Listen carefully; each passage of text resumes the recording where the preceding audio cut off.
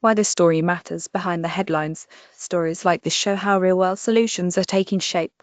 Quick summary: this story highlights recent developments related to science, showing how constructive action can lead to meaningful results. An artist's interpretation of Aphaneramma supplied by Pollyanna von Knorring 250 million years ago.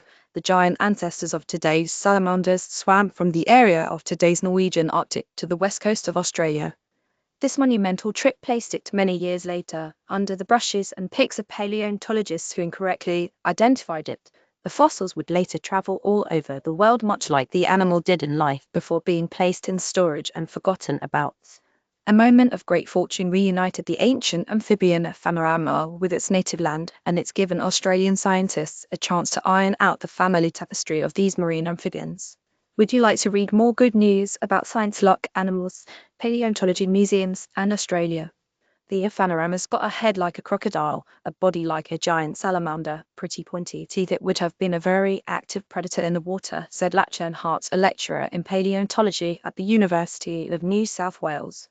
The fossils were originally unearthed in 1932 on Nincombe Station, about 1,500 miles north of Perth in a region called Kimber. You can picture classic Australian outback of hardy trees, redstones and scrubben. They were correctly identified as tennis spondylus and named Erythrobatrachus, but paleontologists at the time didn't know was that they were holding two different species jumbled together.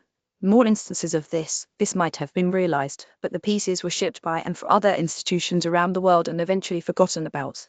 They ended up in the US, where 50 years later researchers stumbled upon them and found out that Dr. Hart and his colleagues had ongoing projects into them. The American Museum staff or researchers who found them asked if he had been looking for these, and Dr. Hart admitted it was pure serendipity. When you really have to check your luck. Tennis spondylus are a really important group of animals because they survived two of the big five mass extinction events that have happened in Earth's history, Dr. Hart told ABC News, including the largest one that ever happened, and that's where about 90 of all living things were wiped out.